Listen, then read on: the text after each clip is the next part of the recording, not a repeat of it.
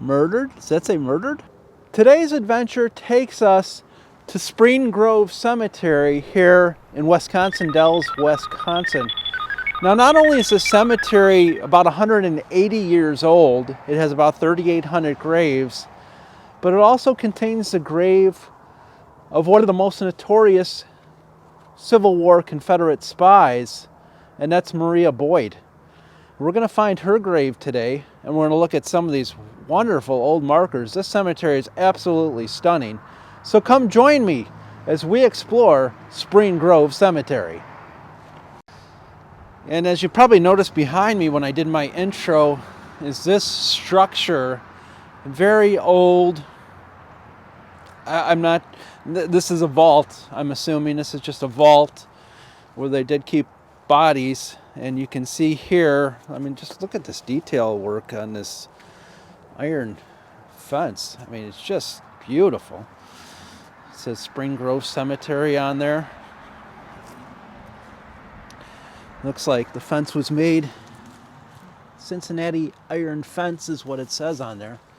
I don't see a date, however. You can tell it is kept up. The shingles are rather new. But it is a vault that they used at one time to house bodies while it was cold out, like it is now. So let's go ahead and we're going to explore a little bit of this huge cemetery, beautiful cemetery. Let's see what we can find. Right away when I come into the cemetery, it looks like something out of a movie. Got these wonderful rolling hills and these old markers. Beautiful old markers. This one is Schuler, it looks like. Gates, born in Vermont. Murdered? Does that say murdered? Murdered in 1889. Well, that's interesting. I have never seen that before. Murdered 1889. So he was 84 years old when he was murdered. Wow, okay. I've never seen anything like that. That's very interesting. And he's the only one on that marker. There's another one over here.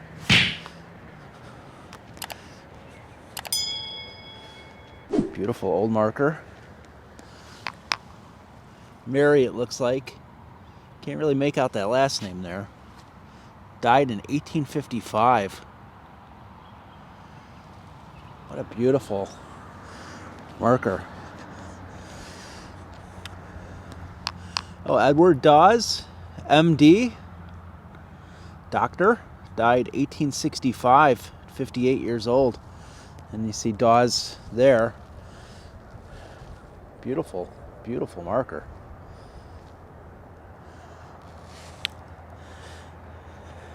And we've got Carolyn on this side, wife of Edward Dawes. She died in 1897.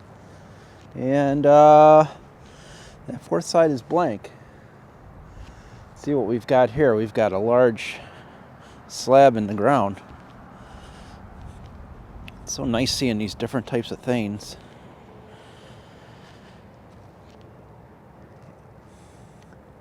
Abram Davis Bowman. Grant him with all thy saints eternal rest. Wow, that's pretty nice.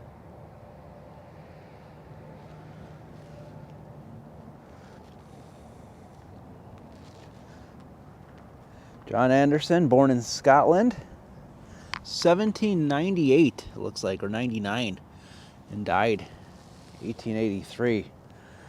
The monuments in this cemetery are really, really in good shape. I want to check out one over here under a large tree, well preserved. Joshua is the name. Robinson, 1817 to 1895. Very well preserved. And it looks like Hestera, his wife. And then Emma here, I wonder if that's maybe their daughter. Really, really nice.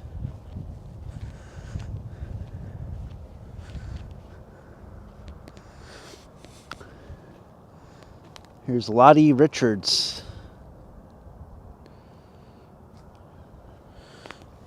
And Cornelia. And I wanted to check out this. We've got a beautiful tree stump with a book, I assume the Bible. Oh look, you can even see, looks like, yeah, a Mason symbol right there. And Zero Lodge, number 159 family.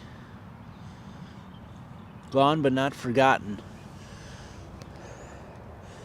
Kind of forgotten because I think the name is, yeah, the name was probably on this book, and due to years of weathering, it's no longer able to be seen.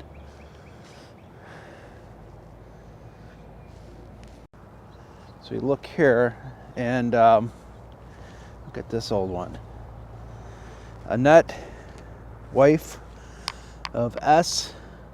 McClatchy, born 1848, died 1872. Beautiful stone there. Okay, so for some reason, the lights are on my car. They weren't on. That's weird. I have to go over here and shut the lights off. I don't know if you can see my car there. In the distance, the lights are on. They weren't on when I left the car.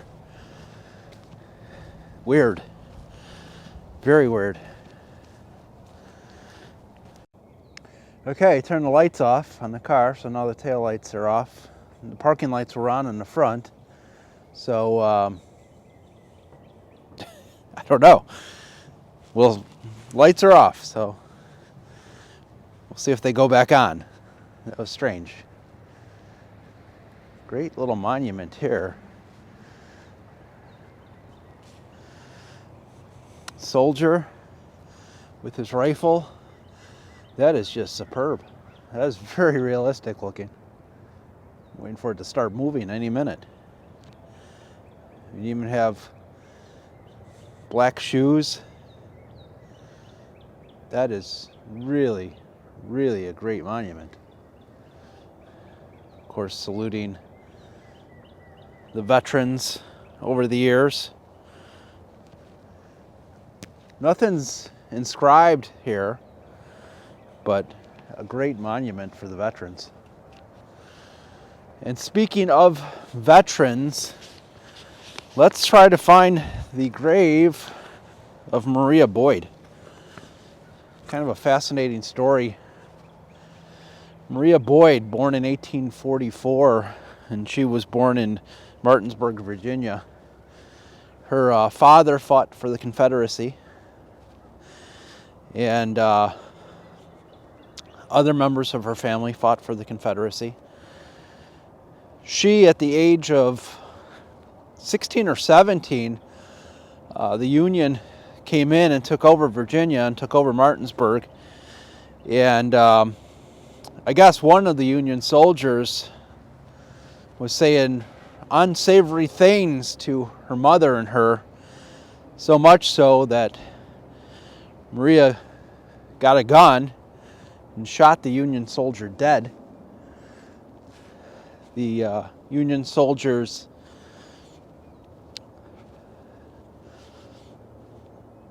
captain said it was justified and didn't do anything to Maria, because I guess, I don't know what this Union soldier was doing, but he said it was justified and let her go. Here's Francis, died 1909, 69 years old. And you could see all these tombstones on a hill. Like putting cemeteries on a hill, but this isn't nearly as steep as the Mount Calvary Cemetery that I went to several weeks ago out in Seneca. So anyways, getting back to Maria, she became friends with the Union soldiers, if you know what I mean. Became really friendly with them and was able to obtain a lot of secret information on their strategy and what they were going to do, and reported it back to the Confederates. Here's Lauren Bidwell, 16th Wisconsin Infantry. Thank you for your service. It's a little tough to read. Here's another one, James Townsend, 75th Ohio Infantry. I don't know why he's buried here, but thank you. And a number of times she would get Union secrets and report them to the Confederacy, and it definitely helped them. It helped them win some battles. So after doing this several times, she was caught. She was imprisoned, never convicted, however. Here's Paul John, 1968, private medical department, World War II, I believe. And never convicted, however.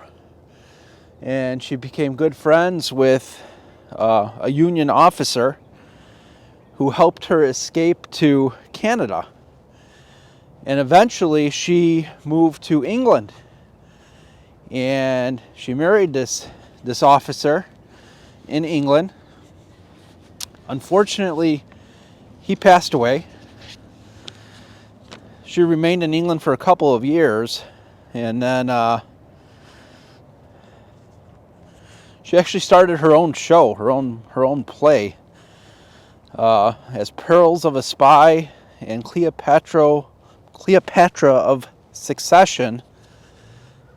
And in 1869, she married John Swainston Hammond, an Englishman who had fought for the Union Army.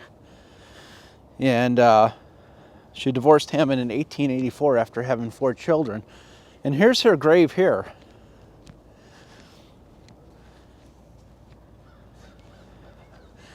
And unfortunately, in 1900, she died of a heart attack at the age of 56 while on tour in this area in Wisconsin Dells. And this is why she is buried here in Wisconsin Dells.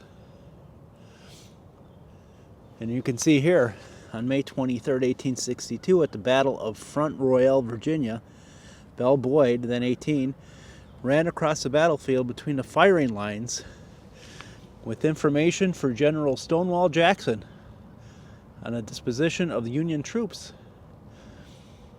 With this information, Jackson broke through and captured Front Royal Union forges under General Banks were driven from the Shedona Valley. Wow. And here's her Confederate spy,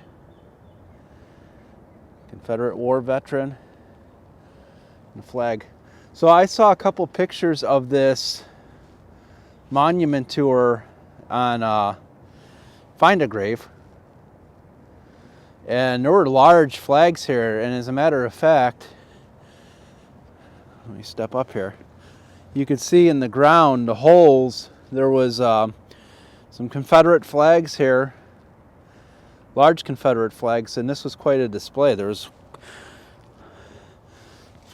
seems as though they've taken them down, and their small flag remains.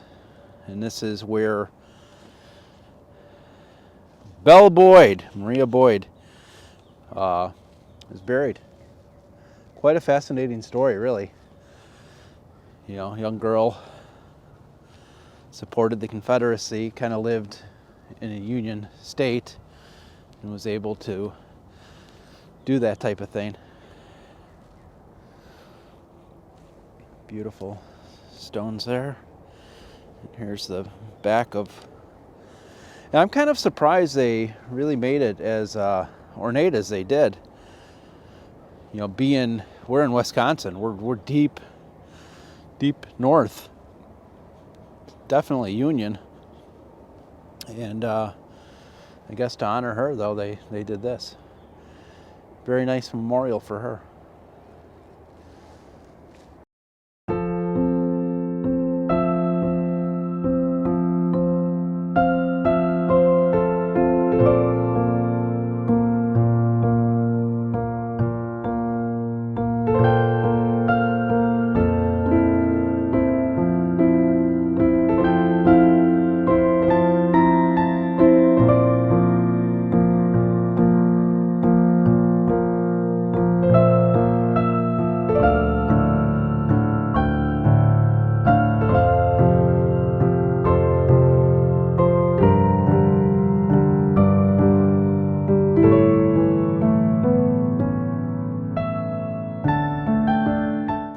All right, I want to check out. There's so many in here to check out. A couple large ones I see that I want to check out. One is straight away here. Very large monument with a ball, a sphere, if you will, on the top. And this is very old. You could just tell by the weathering on this how old it is.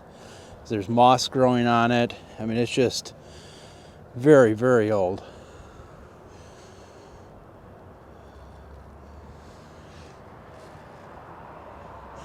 I see the last name of Henry around it, and I'm wondering if maybe this is the Henry family plot. We have John Henry here. Behind it, the Nichols stone, but there's no markings on this itself, which I find a little interesting. I would have thought maybe there'd be something on that.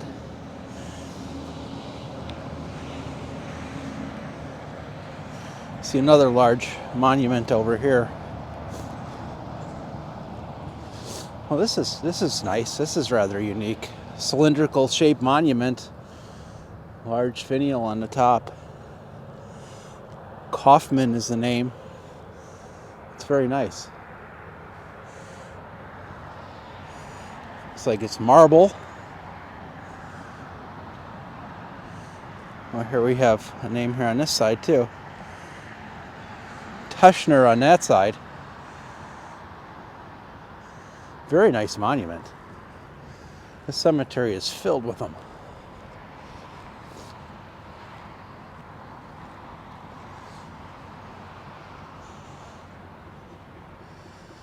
Bowman is this name on this monument, an extremely large one. To give it, it's about 8 feet wide and maybe 8 feet tall. Very nice monument for the Bowman family there. And you can see their individual markers are laid out here. I'm not going to go through and read them all, but those are laid out there. Very nice. It's a gray, cold, wet spring day.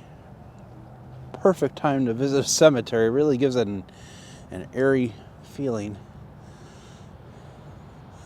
It's beautiful, beautiful monument here. George Ribbenack, it looks like, died 1885. And there's something in the middle. I don't know if that's, I think that's a seashell in the middle there. It's a very nice tombstone.